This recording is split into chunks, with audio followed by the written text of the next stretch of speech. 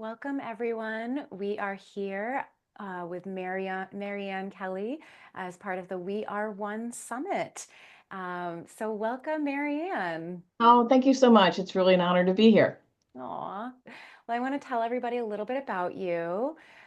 You run Intuitive Services Insight, and following a successful 33-year corporate career, which is crazy to me, Mhm. working globally, Maryann made a shift to follow her intuition. She went from executive roles to being a medium, a mentor, a speaker, and a holistic energy practitioner, understanding how universal principles of metaphysics and intuition allow communications with those passed over, Mhm. serve as a foundation for energy modalities, and enable both business and medical intuition. Maryann's corporate career, combined with her intuitive expertise, offers a unique experience to remove obstacles and change patterns for personal and career benefit. So, I am so excited that you're here, that we get to chat today. One of the things that really, with these kind of like big, that's a huge career change to go into Mhm. something that's from a structured reality where there's Mhm. deadlines and goals and kind of pecking orders, to go into something that is so free form, which is Mhm. metaphysics and Mhm. intuition, right? Because when we're tapped into our intuition, like sometimes the flow is not in our control. Right, right. What was that shift for you? Like what was that like breaking moment for you, that like pivotal point? Well, I would say that the pivotal point had a very unexpected catalyst because I ended up in the emergency room about 10 years ago or so, probably a little, maybe a little bit more than that. But at any rate, and when you're in the emergency room, you have a lot of time to think. And one of the things that I decided when I was there is I don't even have a bucket list. So I made one. And at the end of that 9 hours, I was fortunate to be able to leave without really any concerns. And that was one of the things that I promised myself was that I was going to make some changes because I was pretty much known as the workaholic and type A personality, very, very driven. And I'm very grateful for my corporate career, but that was kind of a warning. And so when I was looking at that bucket list, one of the things on there was try ballroom dancing. So I thought I would take one lesson, check it off my list, and move on. Well, what happened was that I took one lesson and I really liked it, so I took a few more. And as I took a few more, and I was still, because I really had never had a dance lesson in my life, I didn't know what to do. So I'm really still waiting for the lead from my teacher. And my mind probably hadn't been that still for decades because I was just used to running, running, running, like most of us are. And when it was in those still moments that all this other information started to come in, and I really wasn't sure where it was coming from, why I was getting it, and what to do with it. But it was intriguing. It's very, very intriguing. So, a couple of things in parallel happened then. So, number one, I started to follow up with some individuals that this information correlated to see, does this make any sense to you? Because I was definitely the skeptic. I didn't really think about this stuff at all in my past, and if I did, I can humbly say now that I would have blown it off. Not that I'm proud of that, but that's the truth. And so when I was basically fact checking, I went, wow, this information is actually making sense to people, and I couldn't possibly have generated it because I don't even know that level of detail. And it ended up being information that was helpful to these individuals as well on different levels. So how I got into it was emergency room to ballroom dance lesson. Ballroom dance lesson was a catalyst, and then all this information started to come in. So then what I did was I wanted to seek out some very ethical and proven mentors because I was so intrigued. So I did seek out a couple of very proven and ethical mentors, and then they helped to guide me in my days to figure out what was happening. And then the more that I got into it, the more that I realized that I just need to pursue this further because while I was so grateful for my corporate career and I had planned in staying in that, that was my plan for decades. But some of the information that I was given, I was finding that individuals were telling me how profoundly helpful it was, and it was making a difference in their life. And I just was like, it really gave me pause to step back. And it's like, am I really being guided to do something different? Very different. as you said, because there's not like a set path. When and the other irony was that my area in the corporate world was that I worked a lot in IT and finance, and I ran enterprise-wide project management offices that sometimes had global responsibilities. So you think of project management, it is definitely very structured. Things have to get done by a certain time and date, and this is very, very unstructured. But nevertheless, that's what led to me making the shift. How do you notice that your corporate career either, I don't want to say limits, but informs your kind of quantum practices now? Like how does all of that training that you had in like finance and IT Mhm. like transfer over to this beautiful kind of free form work that you do?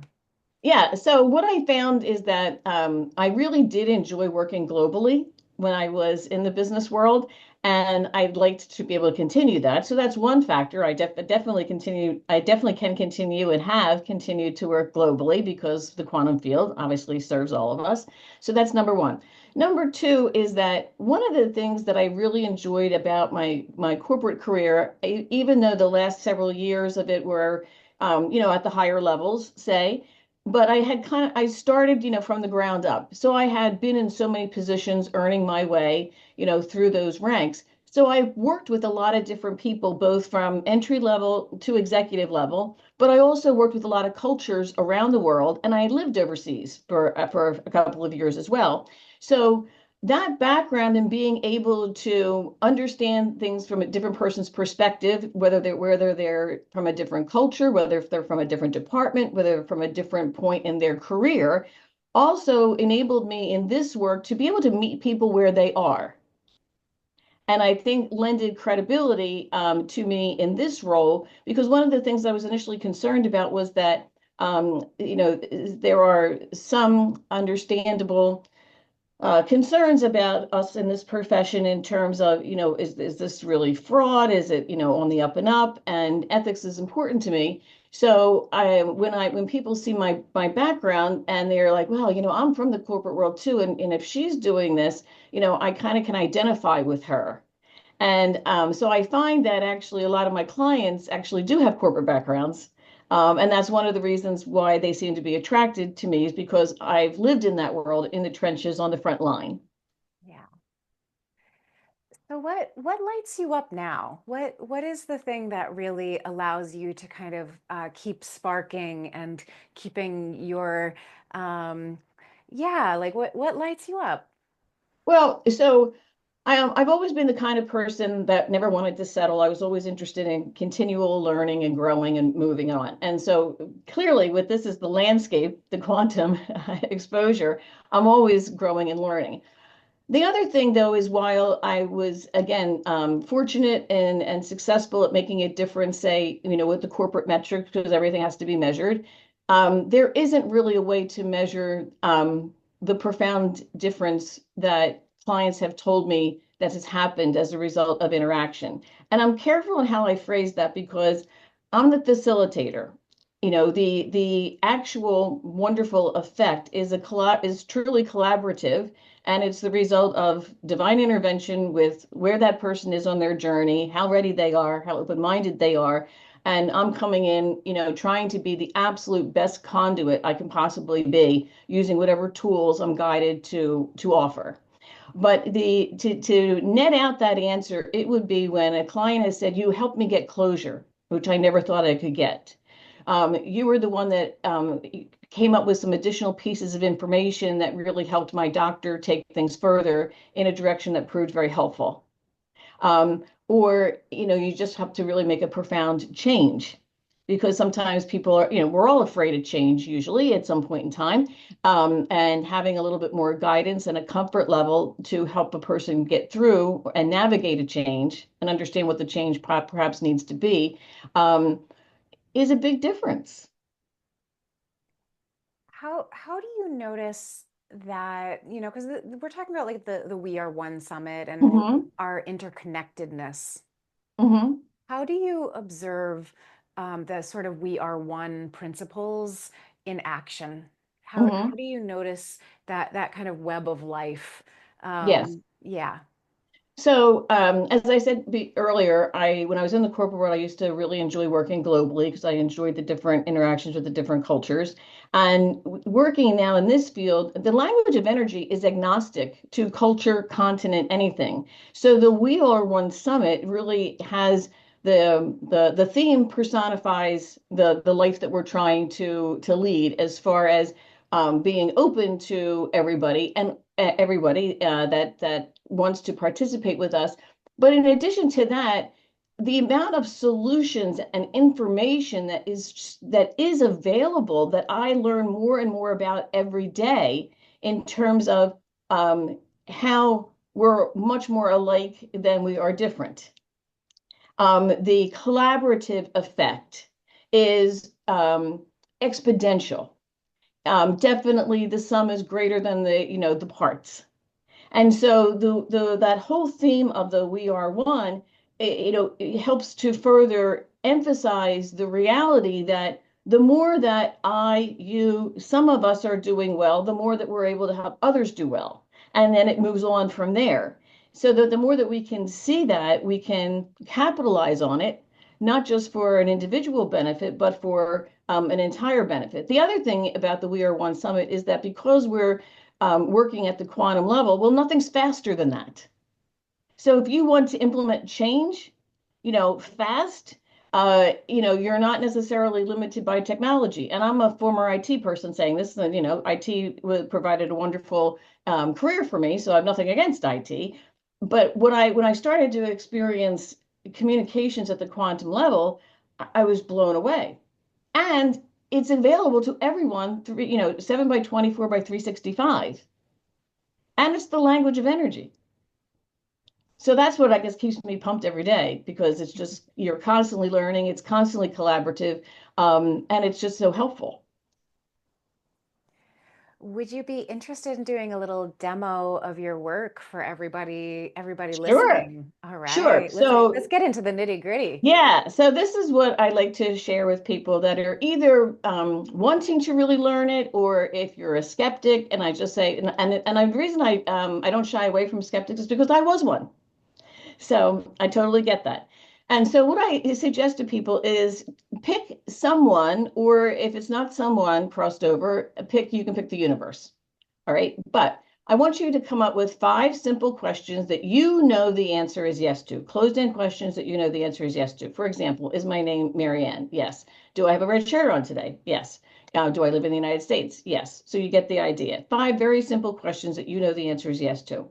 Then you're also going to, at the same time, you're going to write down 5 simple questions that you know the answer is no to, right?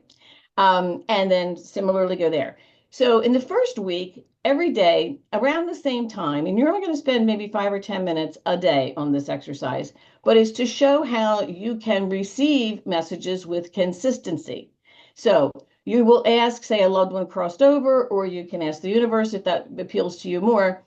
Is my name Maryann Kelly? Do I have a red shirt on today, or whatever shirt color you have on that day? And to start to get a feel for what does a yes answer feel like, and be a little patient with yourself. That's why I say you do it every day around the same time for a week. Now you start to get that vibe down. So now the second week, switch to the questions that you know the answer is no to, and start to kind of get a feel for what does a no answer feel like. And just like if a loved one called you here on Earth and you answered the phone, and let's pretend you hadn't looked at the phone, so you really didn't know who was actually ringing you at the time. But let's say it was somebody very close to you. You would know who that is in the first few seconds because you know that voice. So we'll call that a voice print. I'm coming at this to help people understand this is an energy print. So you get a feel for how a yes answer feels to you. And how it feels to you may feel a little differently than how it feels to me. And that's fine, because then I start to get into how a yes answer feels for you, how a no answer feels for you. Now you're starting to develop what I call your energy alphabet. So just like when we were kids and we learned ABCD and we formed words and sentences and paragraphs, well, as people get used to how the yes answer feels, how the no answer feels, and then week 3, by the way, you want to ask questions that you want to know what that loved one's answer is or what the universe's answer is. And I say in the week 3, pick a question that's not life changing because we're only at week 3 of learning a new language. But let's say, should I go to the movies? Something, again, it's not life changing, but you're trying to discern, am I getting a yes or a no? And then, if there's a little doubt by week 3, keeping in mind, if I was going to learn any new language here on earth, by week 3, I'm not going to be fluent. So this is where you be a little patient with yourself and have fun with it. Because the more you have fun with it, the higher your vibration is and the easier the communication is. So you have fun with it. So then by week 3, say you're starting, oh, that really kind of feels like a yes or a no. And if you have a doubt, you can just loop back to week 1 and 2 and just do a refresher there. But over time, my clients that have used this technique have found, I'm also getting, a range of feeling about the yes answer. And I said, correct. For example, if you asked me, Maryann, do you like ice cream? I would say yes, because I really like ice cream. If you asked me, Maryann, do you like pizza? I would say yes. Not quite as strong as the yes answer with the ice cream, I must admit, but it's up there. And then if you ask me, Maryann, do you like broccoli? I would say yes. But again, it's not as enthusiastic. And the reason I point out that example is because as clients come back to me and we're going over how their experiences are, I'm saying, yes, you're going to have that granularity or that continuum of how the yes answer feels or how the no answer feels. Because just like in our interactions here on the planet, we have a feel for, did somebody respond enthusiastically? Yes. Vehemently no.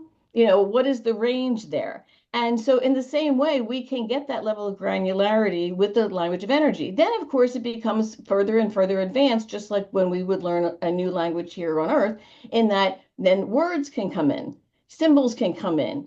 And these words and symbols may mean something very specific to you that may not mean something that's specific to me, but that doesn't matter. What matters is that this alphabet that's developing specific to you that always means the same thing is then going to enable you to get a lot more information faster. It's kind of like your energy shorthand, if you will. Because people say to me sometimes, how can you get that much information that fast? And I say, well, because they're using my energy alphabet, which resonates for me. So instead of having to say 4 sentences, maybe they just give me a picture or they give me a symbol and I know what that means because consistently that's what it always means, regardless of whether the context is the same or not.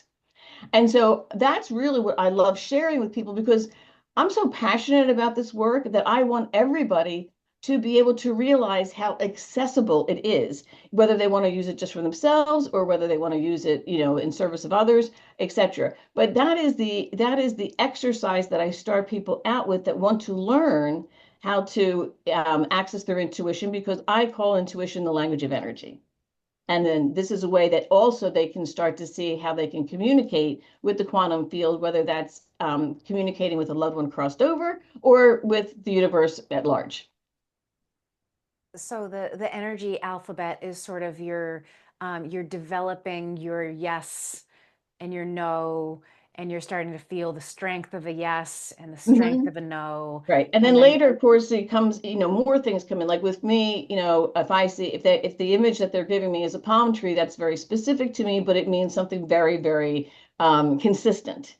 So I then work with people and say, in addition with the yes nos, because we want to broaden this so that we can have a deeper conversation, so we say. And I'll say, so are you seeing any colors? Do certain symbols or pictures or themes start to come in? And then we start to write that down. very cool.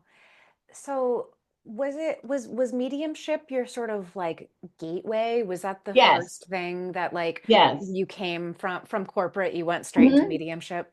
Yeah, because when the message started to come in standing in that ballroom, the messages were correlating to specific individuals. And then, so yes, it was definitely mediumship was my first entree. Very, very quickly after that, then it got into, I call it holistic health that includes medical intuition. And the reason I call it holistic health is because I don't want there to be any misunderstanding. I'm not a physician. And also because I use the term holistic health to incorporate medical intuition because I'm getting information from a variety of sources, which is essentially the quantum field, but I'm just open to a lot of different sources of information. So hence I like the term holistic health as well. Yeah. So that came next. And then in parallel with the work in terms of mediumship was I was starting to get past life information. So then clients were asking me, I really, that really meant a lot to me. Can you do a whole session on past lives?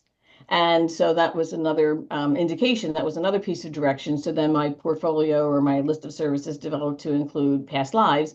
And then I started to feel, well, the information my clients are appreciating, but gee, is there anything more I can do to actually help them address what I'm finding as root cause? And so then that's when I wanted to get into learning more modalities, whether those modalities involve scalar wave or helping to remove attachments or emotional freedom tapping, things like that, because I wanted to see, can I do more as well? When you started kind of exploring some of your past life regressions, do you do that work on yourself? Like, do you go into your own past lives and help untangle your own stuff that way? Or yeah, how does your past life regressions work for you? Okay, so I found that it was very helpful in terms of surfacing patterns or trends that some of those patterns or trends were helpful. So I was going to try to repeat those, and other patterns and trends weren't helpful. So I wanted to not repeat those. But it was enlightening in terms of getting to root cause. Even when I was back in the business world, I was really big on getting to root cause, and not just addressing symptoms. Why is this happening? Because if it's painful, I don't want to go through it again. And if it's helpful, I want to repeat it. So it was extremely helpful. And in addition to being helpful for me, I found that it was also an advisable or even necessary step to take because I think I'm better at this work because I did clear out my stuff. Do your own work. Yeah. And not to say that our own work is ever done, but I think that for me felt like an ethical obligation that before I was going to do this work with others, I needed to take a good look at myself. Yeah. And I think that one of the things that, I've noticed over the years in my own healing practice is that Mhm, you either get clients that mirror your junk. I say junk with mhm, so much love, right? mhm, You either get mhm, clients that mirror your stuff or you mhm. get people who you have already walked through that rough terrain Yes, and you know how to guide them. So I it's would definitely agree with that. I would definitely agree with that. And then when I look back, it's like, well, that's one reason why I guess I went through that, not only for what I was going to learn, but now it helps me help others. Yeah. And I think it was kind of coming into my awareness is that it makes sense that your clients are in corporate or have are moving through that because like you lived that structure for a really long Hmm. time and you started coming into your own freedom and trusting Hmm. yourself and your own energy alphabet and intuition and all Hmm. of that. It's almost kind of just like you lived through that and you know how to guide people through those transitional periods. Hmm. Right. And I mean, and the other thing is that in my corporate world, I really also enjoyed mentoring a lot. So in this role for the clients that want to understand more, I really enjoy the mentoring part as well. Yeah. What aspect of the mentor relationship lights you up?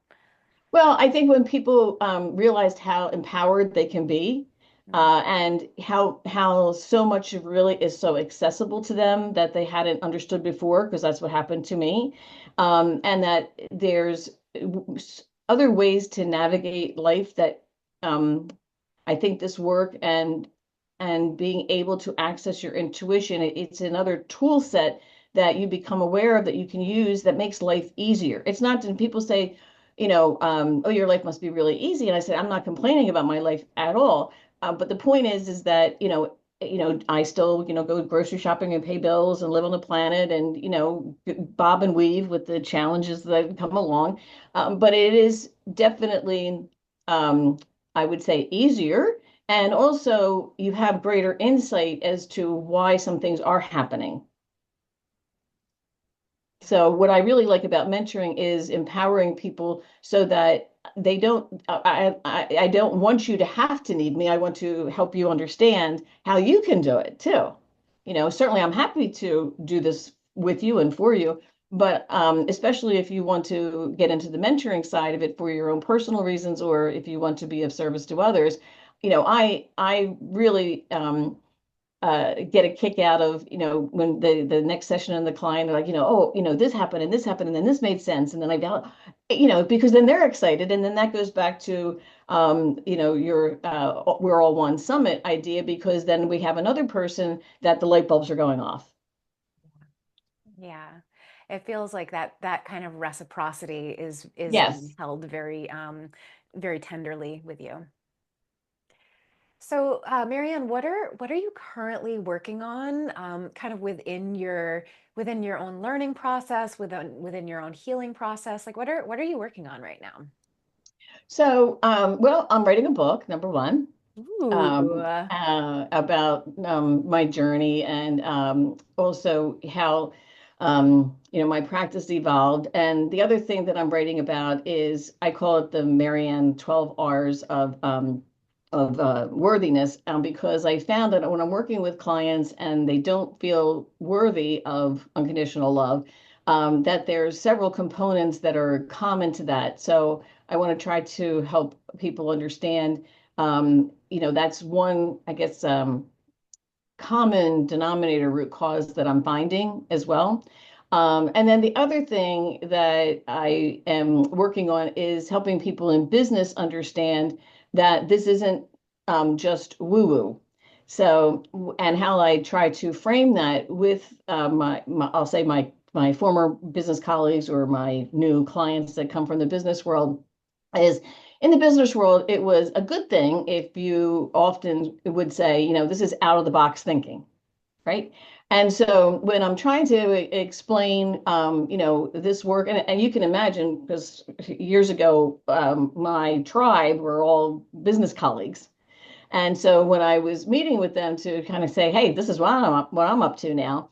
And I would say, well, to me, it's an equation. So the equation is that intuition is the intersection for me of where metaphysics meets neuroplasticity. So when you ask me what else am I working on, I'm working on explaining this as well to make it understandable to everybody, and especially if somebody has a math orientation or a science orientation. Not that I pretend to be a mathematician or a great scientist, but I always had an interest in math and science. So I also enjoy explaining things from those perspectives, even before we get to quantum and the universe and all that. Because then if I can make it understandable in those chunks and say, well, you know what? If we look at neuroplasticity, we all have it, and thank God, literally, thank God we do.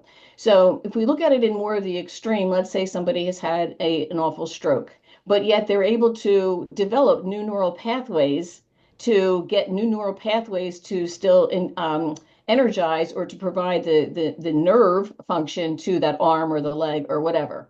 So we want to keep in mind neuroplasticity. Why is that relevant in this work? Well, I had to use my brain to actually quiet myself so that I could receive the messages, because my brain isn't creating them and my brain is not intended to analyze them, to change them. I'm accepting them. And so that's an example of neuroplasticity in this work, but I like to give the other example at the very physical layer as well. At the metaphysical layer, it's where science meets philosophy. That's a very broad statement. But again, I look at that as the vehicle. If you look at things metaphysically, how is it that I'm able to work with somebody in Australia just as easily as I could work with somebody that was sitting right here? Well, it's because I'm accessing the quantum field. And the quantum field does not get diminished in either in strength or, we'll say, vibrancy over time or over distance, because it has that 0 point function. So when you ask me what I'm working on, I'm working on how to make this work, and this experience, again, whether it's just at the personal level or for somebody wanting to be in service to others, more accessible and more understandable, so that regardless of your entry point or regardless of your background, what really excites me is finding the example that will open the door. well, language is a bridge. Mm-hmm. It's sometimes it's the bridge of like, oh, I can feel safe, I can feel connected, and then I can Mm-hmm. relax. So, Right. Right. I think that sounds really exciting that you're crafting this book and what was it, the 12 R's as you Yes. described Right. it? Right. Right. Mm-hmm. What are a few of those R's? Like, can you give us a little teaser about what a Yeah, few of I those mean, so things one are? is, assessing relationships both here and crossed over. Let's kind of look at that. Another example of an R is risk. There's risk in everything, but most people think that there's only downside risk. There's upside risk as well. So what's the upside or the downside risk of either repeating that behavior or changing that behavior? And again, when I kind of come at it from that perspective, I'm coming at that perspective from a very concrete initial place, so that that's a foundation that everybody can relate to and then build off of. And especially if I'm working with somebody that has uh, dealt with risk for a living, and to a large degree, we all deal with risk every day. Am I taking a risk going outside, to get the mail? Yes, to some degree. It's very tiny, typically, but yes. Um, but I help people understand from an energy perspective and understanding themselves and what's holding them back. Let's look at those factors that are holding you back and what's the greater risk? Because you might perceive it to be, oh, you know what, I'm going to stick with the familiar, even though it may not be good for me. But are you aware of the upside risk? How much better it can be? So that's just like a little snippet there. Cool. This sounds very juicy. It's almost like a quantum SOP. Yes, yes, yes, yes. Yeah. And Just I'm a really practical person, so I really like to have practical examples. yeah, yeah, that feels important. That feels important, to bring it home into, our earth-based reality as Mhm. often as we can. Absolutely. Yeah. Absolutely. Absolutely. I think that's key to the work, to make it relatable and to make a difference in someone's life. Yeah. Well, we are coming towards the close of our interview. Do you have any last words of wisdom, any advice or Um, anything that you want to throw out there for everybody? so I think that my words of wisdom would be that if you haven't tried it, it's uh, worth giving it a chance, because you never know how helpful it can be. That's number one on the whole thing. And I feel I can say that because I was the skeptic now turned champion. And yes, yes. And the other thing is that I think that there's sometimes a misperception in that, that what can the practitioner do? And I think it's important that, yes, I value my role and I'm honored to do it, but I would like people to just realize like how important their participation is in it and being open. Because when clients ask me, who has the best results, I'll say the people that come in open, the people that are willing to do the work. I said those are the people that have the best results, Yeah. which means that there's a lot of empowerment, for the client. Because I think sometimes, clients come into us or they come into other practitioners of any different kind, and they typically defer and put a lot on the practitioner as far as the result. And while I'm not shirking my responsibility at all, I want clients to realize how much they can do for themselves, because I think that that lends more credibility to the service that we can provide, because we're not trying to hold on to something for us. We're trying to actually share it to empower the others. Yeah.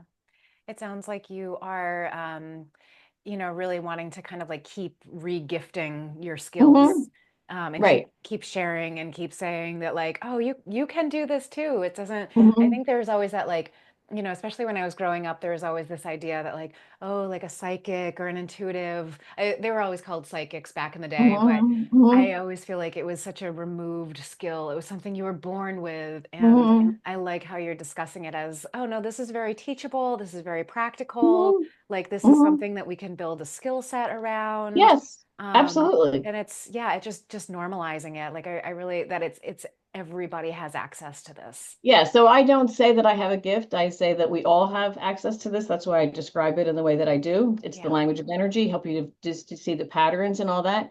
Yeah. Because when I look back in my life, yes, I was using intuition. I didn't recognize it then, but I was using it. And when I work with clients to help them see, but see, you were using it then.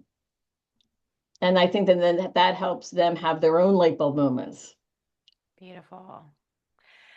And you have a little free gift for us as well for the Yes, listeners as I well. do. I do. And my free gift actually touches on a lot of the points that we talked here about today. One of them is about my experience during the transition Mhm. from a very different type of work, because I hope that people, if they read that and they're having inklings that they that might give them the courage or the impetus to try it. You don't have to try it to the degree I did if you don't want to. I made a total change, but you don't necessarily have to go, completely. Number one. Number two is I do talk a little bit about the whole metaphysics plus neuroplasticity equals intuition. So that's in there, especially if the reader has like a little bit of a scientific interest. I try to again include it from that perspective. And then I also talk about to be aware of what could be your unexpected catalyst. Who would have thought that, a ballroom dance lesson would have led to this? So there's catalysts actually all around us if we're willing to be open and to see them. And I really want people to feel empowered. I love that. Well, thank you so much, Maryann. It's been an honor speaking with you, and I'm so grateful that you're doing this work in the world and that you're finding all these things that are lighting you up and bringing light into other people's lives. And I just really appreciate you doing you. Well, thank you. And thanks for the opportunity and for hosting a summit of a collection of all of us.